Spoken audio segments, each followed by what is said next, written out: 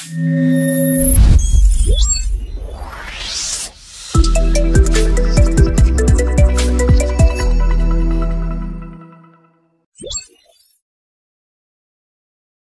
آج ہم جاپان کا رخ کر رہے ہیں، طلوع آفتاب کی سرزمین، ایک ایسی جگہ جہاں لگتا ہے کہ قدیم روایات اور مستقبل کی ٹیکنالوجی وہ ایک ساتھ چل رہی ہیں۔ ہمارے پاس کچھ مواد ہے۔ عنوان ہے جاپان، روایت اور ٹیکنالوجی کا حسین امتزاج۔ آج اسی پر ذرا گہرائی میں بات کرتے ہیں، دیکھتے ہیں کیا خاص ہے ان کی تاریخ، ثقافت اور ترقی میں۔ یہ ٹکراؤ نہیں لگتا بلکہ بڑا دلچسپ امتزاج ہے۔ جی بالکل، یہ واقعی ایک بہت منفرد چیز ہے، اور شاید یہی جاپان کو اتنا دلچسپ بناتا ہے دنیا کے لیے۔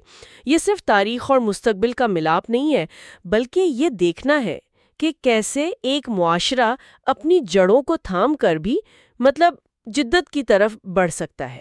اچھا، تو شروع کرتے ہیں جاپان کے جغرافیہ سے۔ ہزاروں جزیرے ہیں، ٹھیک، جن میں 4 بڑے ہیں: ہونشو، ہوکائیڈو، کیوشو، شیکوکو۔ اور ہاں، ماؤنٹ فوجی، یہ تو صرف ایک پہاڑ نہیں لگتا، یہ تو ایک بڑی علامت ہے ان کے لیے، فن میں، مذہب میں، ہے نا؟ بالکل بالکل، اور یہ جو جزیروں پر ملک بسا ہے نا، اس سے صرف ثقافتی انفرادیت نہیں آتی۔ کچھ تجزیہ نگار یہ بھی کہتے ہیں کہ شاید اسی وجہ سے، جغرافیائی مجبوری اور قدرتی آفات کا خطرہ، اس نے ان میں وہ وسائل کا بہتر استعمال اور لچک پیدا کی ہے، ریزیلینس جسے کہتے ہیں۔ فطرت کا احترام بھی، جو شنٹوئزم جیسی قدیم روایات میں ہے، وہ آج بھی ان کی ٹیکنالوجی میں نظر آتا ہے۔ ماحول دوست چیزوں کی طرف رجحان۔ یہ بات تو دلچسپ ہے۔ اچھا، تاریخ کی طرف آئیں تو تہذیب تو بہت پرانی ہے، کوئی 2600 سال، ٹھیک؟ سامورائی کلچر، بادشاہت، بدھ مت بھی وہاں کافی گہرا ہے۔ لیکن ایک بڑا موڑ وہ 1868 کا میجی انقلاب تھا، جب جاپان نے خود کو تیزی سے بدلا، مغربی طرز اپنایا۔ یہ تو بہت تیز تبدیلی تھی۔ ہاں، بہت تیز۔ اور میجی دور کی خاص بات یہ تھی کہ انہوں نے باہر سے، مغرب سے علم تو لیا، ٹیکنالوجی لی، لیکن اپنی ثقافتی اقدار، اپنی پہچان نہیں چھوڑی۔ یہ صرف کاپی کرنا نہیں تھا، بلکہ اپنی شرائط پر جدید بننا تھا۔ پھر دوسری جنگ عظیم کی تباہی، خاص طور پر ہیروشیما اور ناگاساکی کے بعد، وہ ایک اور فیصلہ کن موڑ تھا۔ یہاں ذرائع یہ بتاتے ہیں کہ جاپان نے اس شکست کو ایک نئی شروعات میں بدلا، فوجی طاقت کے بجائے معاشی اور تکنیکی طاقت پر توجہ دی، امن کو اپنایا اور سائنس اور ٹیکنالوجی کو استعمال کیا ملک کو دوبارہ کھڑا کرنے میں۔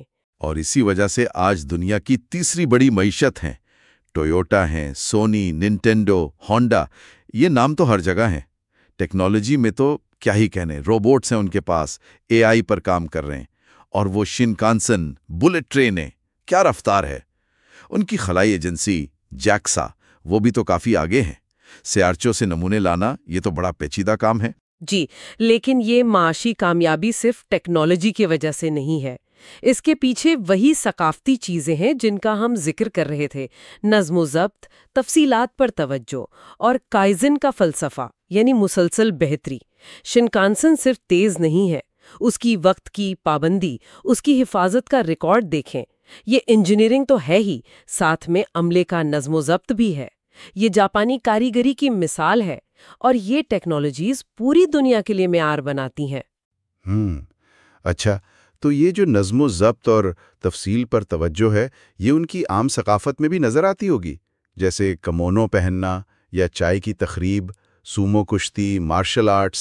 بالکل، یہ صرف رسومات نہیں ہے۔ چائے کی تقریب میں سادگی، احترام، لمحہ موجود میں رہنا سکھایا جاتا ہے۔ مارشل آرٹس صرف جسمانی نہیں، ذہنی نظم و ضبط بھی سکھاتے ہیں۔ صفائی ستھرائی، وقت کی پابندی، دوسروں کا خیال رکھنا، یہ سب ان کی معاشرتی اقدار ہیں۔ ادب، شاعری، موسیقی، سب میں ایک گہرائی ہے، تفصیل ہے۔ اور یہ بھی اہم ہے کہ شنٹوئزم اور بدھ مت جیسی مختلف مذہبی روایات صدیوں سے ساتھ ساتھ چل رہی ہیں۔ یہ بھی ایک ہم آہنگی کی مثال ہے۔ تو خلاصہ یہ ہوا کہ جاپان میں ماضی اور مستقبل الگ الگ نہیں ہیں، وہ ایک دوسرے میں یوں کہیں کہ گندے ہوئے ہیں۔ سامورائی دور کا نظم و ضبط آج فیکٹری میں نظر آتا ہے، اور فطرت کا قدیم احترام وہ جدید ٹیکنالوجی میں جھلکتا ہے۔ جی، اور یہ ہمیں ایک اہم سوال کی طرف لاتا ہے جس پر سوچا جا سکتا ہے۔ کیا جاپان کا یہ ماڈل، مطلب اپنی گہری ثقافتی جڑوں کو سنبھال کر رکھنا اور ساتھ ساتھ تیز رفتار تکنیکی ترقی کرنا، کیا یہ ہمیشہ ایسے چل پائے گا، خاص طور پر AI اور عالمگیریت کے اس نئے دور میں؟ اور کیا دنیا کی دوسری قومیں جو خود بھی روایت اور جدیدیت میں توازن ڈھونڈ رہی ہیں، وہ جاپان کے اس تجربے سے، اس سفر سے کچھ سیکھ سکتی ہیں؟